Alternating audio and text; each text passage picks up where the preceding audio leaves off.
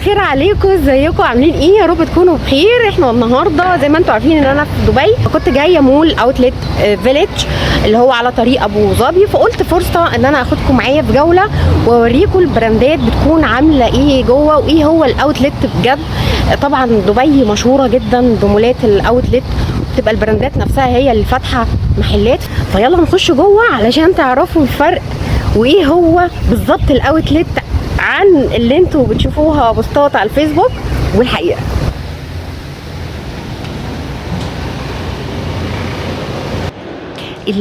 المول ده اكتر حاجه بتميزه الديكور بتاعه، بصراحه حلو جدا. يعني هو في كذا مول اوتلت، لكن ده اكتر واحد فيهم الديكور بتاعه حلو قوي.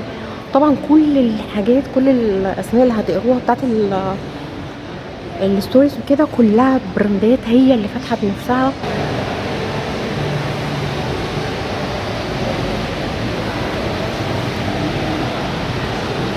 انا عايزه اقول اللي ما يعرفش يعني ايه اوتلت، الاوتلت دوت بتكون البراند نفسه نزل لاين جديد فبيحط اللاين القديم في الاوتلت.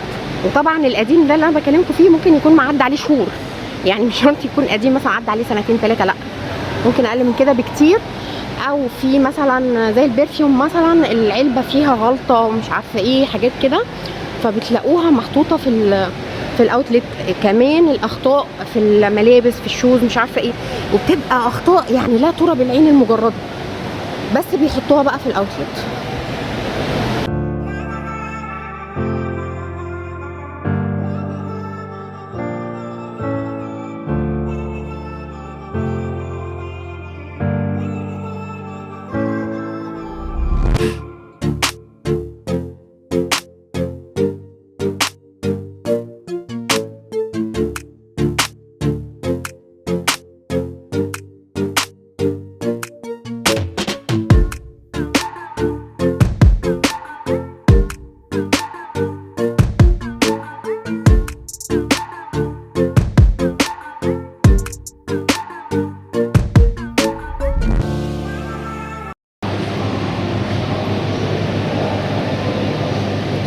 انا بوريكم البراندات اللي موجوده، يعني عارفين ايه، تبقوا عارفين انها حاجات. وطبعا زي ما انتم شايفين التخفيضات رهيبه يعني، والعروض عروض يعني.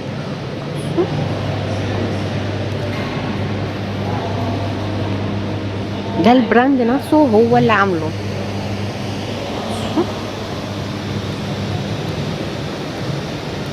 وطبعا في حاجات يعني مهما يحصل عليها تخفيض بتفضل عاليه.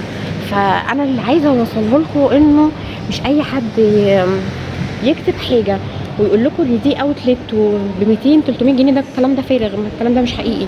دي حاجات بتبقى مضروبه مش حقيقيه.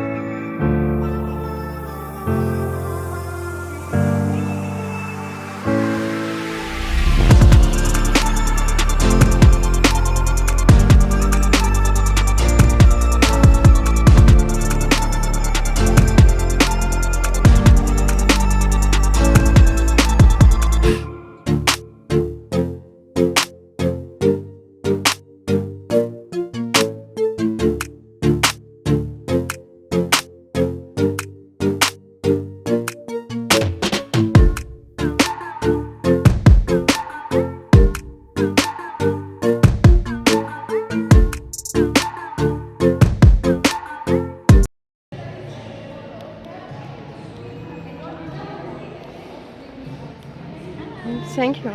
Thank you. Okay. Thank you so much. Thank you. جات لي واو فظيعة فظيعة.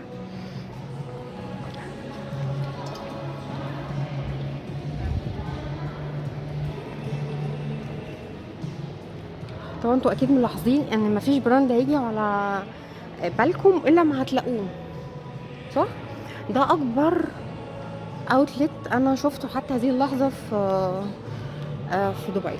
انا رحت برضو اللي هو اوت ليت دبي مول، في طبعا معظم البراندات ديت، بس انا حاسه ان ده اكبر او اشيك، هو اشيك. الديكور بتاعه هو اللي مخليه فخم حقيقه.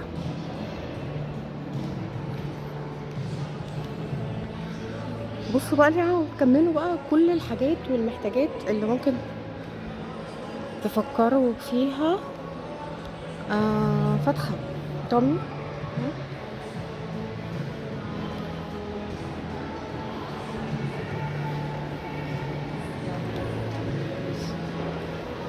بس كده تكون جولتنا خلصت. بس انا بقى عايزه اقول اهم حاجه في الفيديو ده، ان كل اللي جوه البراندات ديت مع كل التخفيضات اللي انتوا وريتها لكم والنسب والحاجات دي تظل غاليه جدا جدا جدا.